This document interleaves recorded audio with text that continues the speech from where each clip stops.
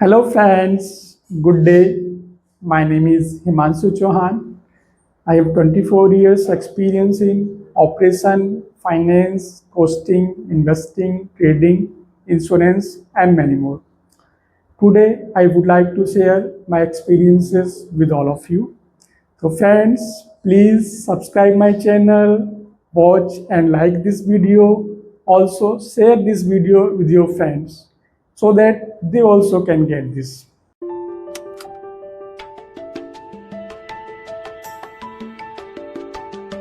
तो दोस्तों, आज मैं आपको अपनी इस वीडियो में बताने जा रहा हूँ, हम जो लोग जनरल फैमिली से बिलोंग करते हैं, हमारा जो सेविंग और इन्वेस्टिंग का मेथड है वो किस तरह का है।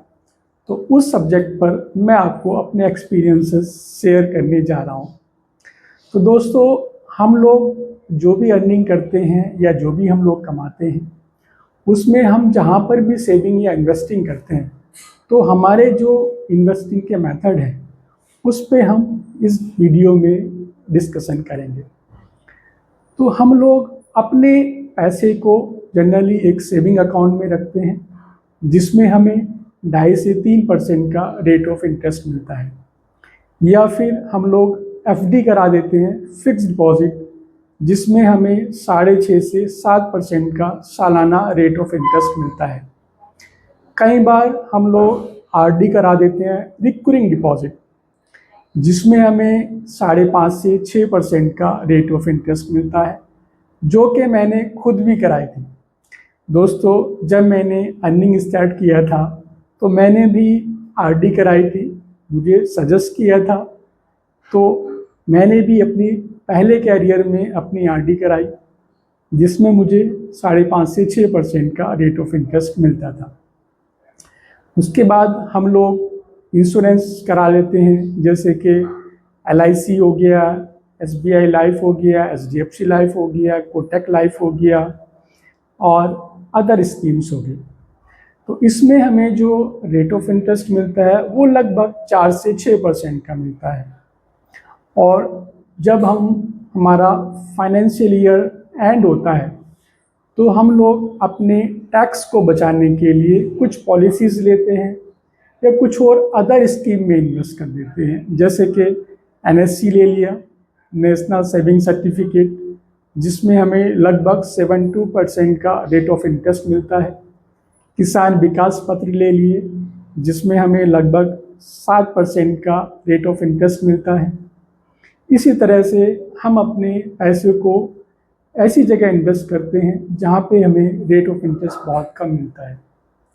दूसरा, जो कुछ लोग PPF अकाउंट खुलवा लेते हैं, पब्लिक प्रोविडेंट फंड, जिसमें हमें लगभग 7.1% का सालाना रेट ऑफ इंटरेस्ट मिलता है।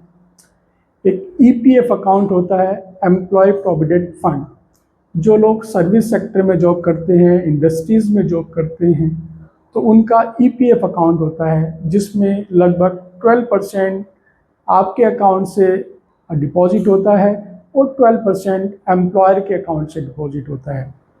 तो उसमें हमें जो सालाना रेट ऑफ इंटरेस्ट मिलता है वो 8.25% मिलता है। दूसरी एक अच्छी स्कीम है जिसको हम बोलते हैं सुकन्या समृद्धि योजना। गवर्नमेंट ने इसको बच्चियों के लिए लाए थे। जो बच्चियां या लड़कियां होती हैं, उनकी हायर एजुकेशन के लिए या उनकी शादी के लिए हम लोग मनी को सिक्योर करने के लिए, तो ये गवर्नमेंट की बहुत अच्छी पॉलिसीज़ थी जो कि मैंने खुद भी ली थी। और इसमें भी हमें जो रेट ऑफ इंटरेस्ट मिलता है वो 8.2% मिलता है, जो कि एक अच्छा रेट ऑफ इंटरेस्ट है।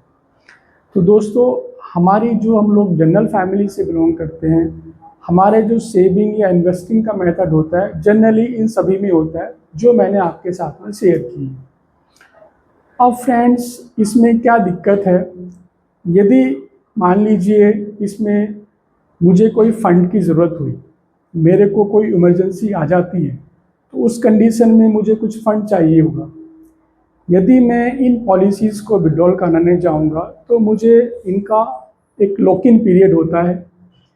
यदि मैं उस लॉक इन पीरियड के पहले विड्रॉल कराऊंगा तो काफ़ी पॉलिसीज़ तो ऐसी हैं जो कि नहीं होती हैं, और यदि कुछ हो भी जाती हैं तो उसमें जो मुझे फ़ंड मिलेगा, जितना फ़ंड मैंने डिपॉजिट किया है, तो कई बार उसके भी कम फ़ंड मुझे मिलता है। क्यों? क्योंकि सब में लॉक इन पीरियड होता है, सबकी अलग अलग टर्म एंड कंडीशंस होती हैं। तो इसलिए इन सभी पॉलिसीज़ में लिक्विडिटी की प्रॉब्लम है। मीन्स कि मैं जब इनको समय से पहले विड्रॉल कराने जाऊंगा, तो मुझे जो मैंने पैसा डिपॉजिट किया है या तो उससे कम मिलेगा या मुझे उतना ही मिलेगा, या फिर जब उनका लॉक इन पीरियड कंप्लीट होगा उसके बाद मुझे मिलेगा। लेकिन मुझे तो पैसे की ज़रूरत अभी है किसी इमरजेंसी सिचुएशन के लिए, तो वो मुझे इस समय नहीं मिल पाएगा। तो इसलिए इन सभी मेथड में या सभी इन्वेस्टिंग के जो तरीके हैं, इनमें लिक्विडिटी की दिक्कत है। अब फ्रेंड्स आते हैं, एक होता है इन्फ्लेशन रेट, इसको बोलते हैं हम महंगाई दर। हमारे इंडिया में जो महंगाई दर है वो 5 से 6% है। महंगाई दर मीन्स हमारा जो लिविंग स्टैंडर्ड है या जो हमारी लिविंग कॉस्ट है वो साल दर साल महंगी होती जाती है। कुछ एग्जाम्पल देके मैं आपको बताता हूँ। फॉर एग्ज़ाम्पल, मैंने आज के समय में कोई चीज़ लिया, कोई भी कपड़ा लिया, कोई कोट लिया, कुछ शूज़ लिए, उसकी कॉस्ट सपोज़ आज 1000 रुपये है, तो 5 साल के बाद या 10 साल के बाद उसकी कॉस्ट इससे ज़्यादा हो जाएगी। क्यों? क्योंकि महंगाई बढ़ती है।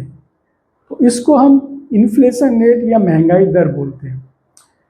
आज की डेट में सपोज़ किसी की फैमिली का खर्चा या घर परिवार चलाने का जो खर्चा है आज की डेट में सपोज़ 1 लाख रुपए है, तो क्या दोस्तों 5 साल के बाद या 10 साल के बाद उसको 1 लाख रुपए में ही क्या वो अपना फैमिली का खर्च चला पाएगा?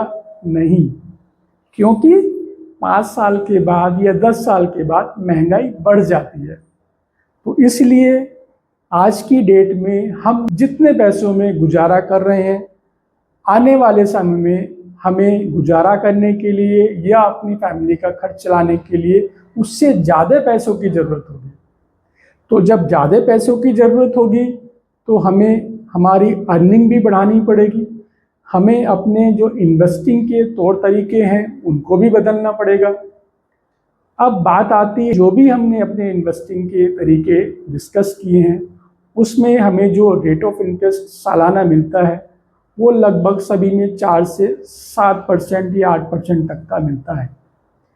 तो क्या दोस्तों, जब हमारा इन्फ्लेशन रेट महंगाई दर 5 से 6% सालाना बढ़ जाती है और हम ऐसी जगह इन्वेस्ट कर रहे हैं जहां पे हमें केवल 5 से 7% का इंटरेस्ट मिलता है, तो यदि हमने जो सेविंग किया है 5 से 7% और उसमें से महंगाई दर को माइनस कर देते हैं, यानी कि 7% से आप जो महंगाई दर है हमारी 6% है उसको माइनस कर देते हैं, तो आपको जो नेट बचता है वो लगभग 1% बचता है।